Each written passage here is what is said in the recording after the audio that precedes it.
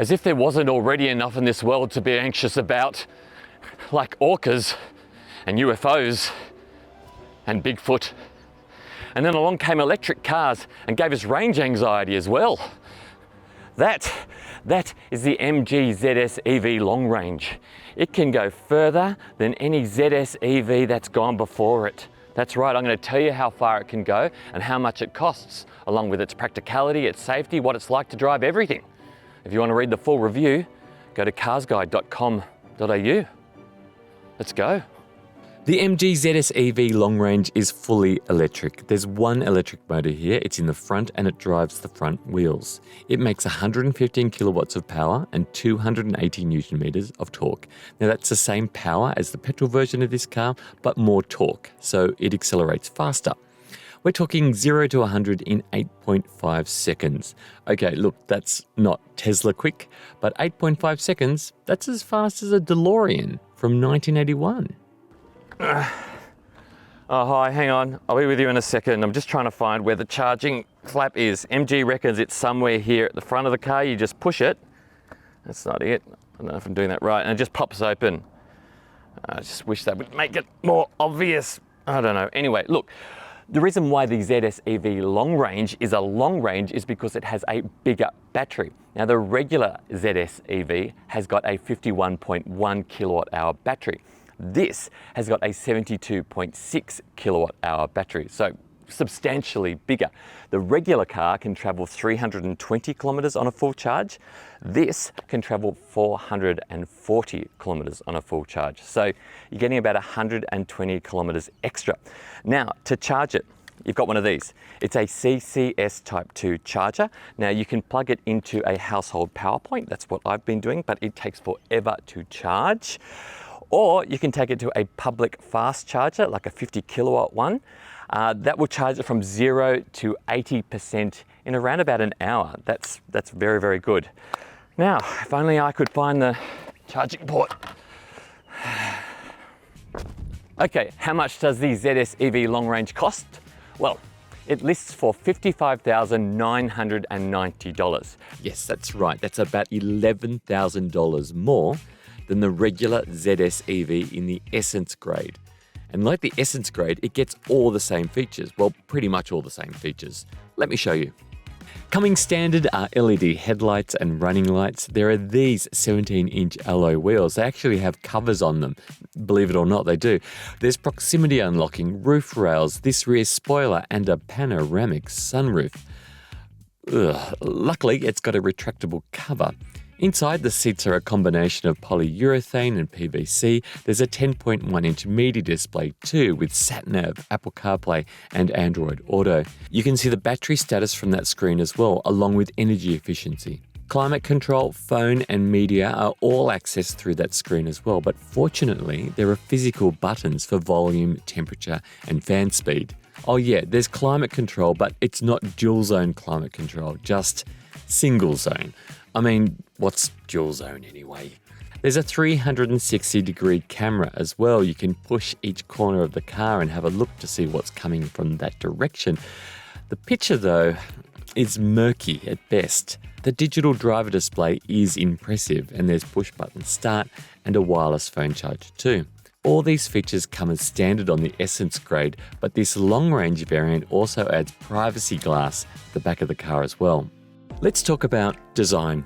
I do like the look of the MG ZS, especially this EV version.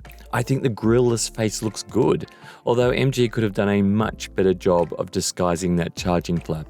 I like the LED running lights, the premium metallic trim, and the profile too. Inside the cabin looks great. I like the layers and the materials and the textures. Look at me pretending to sound like I know about fashion, but what I'm trying to say is it doesn't look cheap. Now, in terms of interior design, I'm in two minds about this car.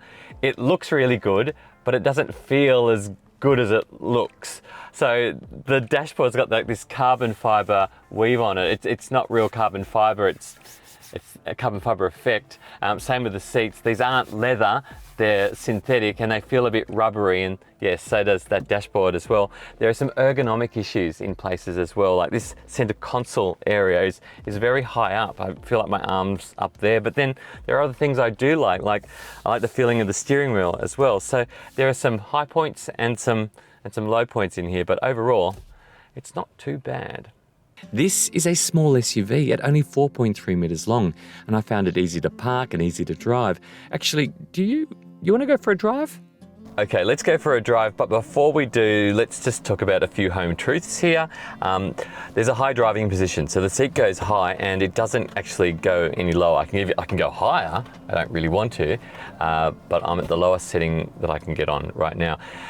Normally that's not a major issue. The problem with that in this car is that this rear vision mirror is kind of obstructing my view a little bit. I have to kind of look around it, which is not ideal. The other thing as well that you should know is that there's no telescopic reach adjustment, so the steering wheel doesn't come out towards you. You can move it up and down, but I can't move it towards me. So I have to use the seat itself to adjust my distance out, and when you've got arms and legs like mine, it's good being able to move the steering wheel towards you a bit. Anyway, let's drive. The first thing you'll notice if you've never driven an electric car before is that it's very smooth, it's very silent.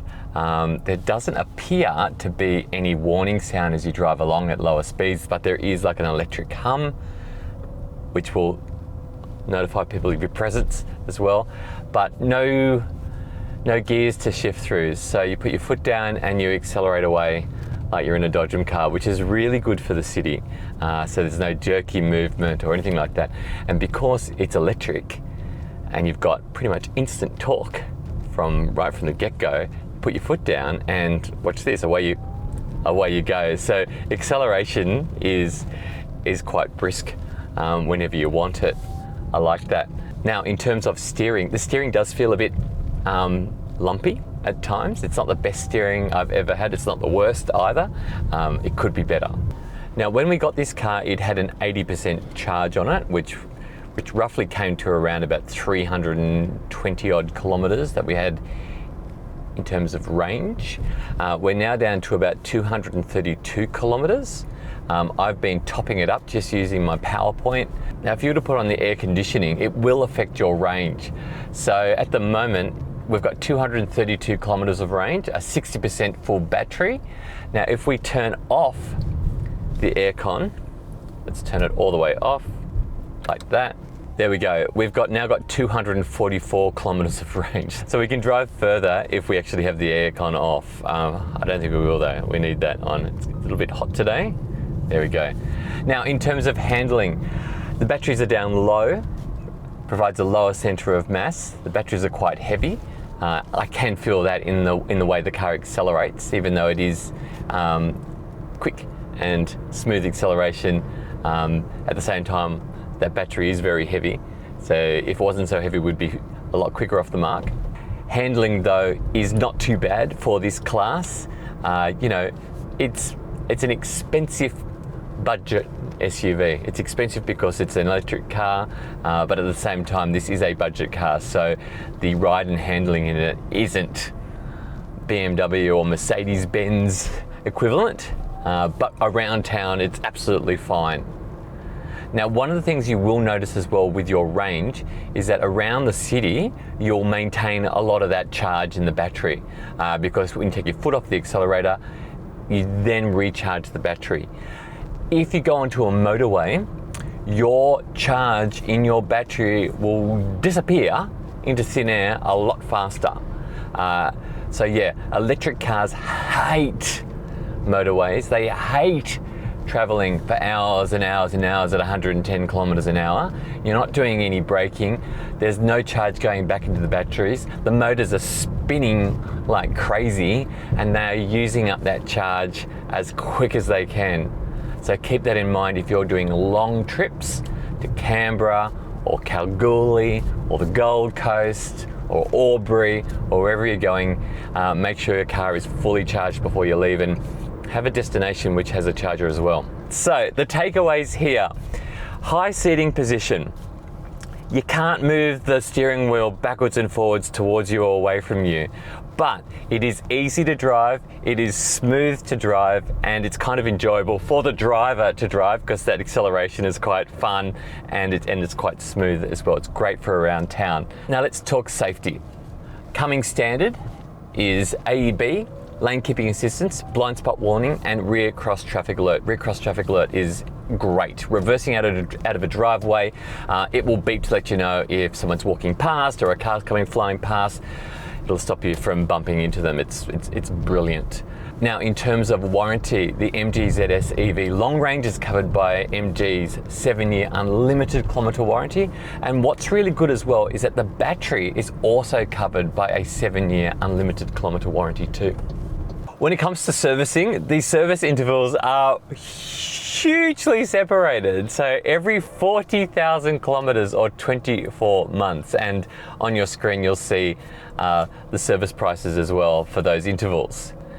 Okay, there's one last thing to tell you, and it's I really like this feature, and because I make this mistake in electric cars all the time. When you arrive at where you want to be, you put it into park.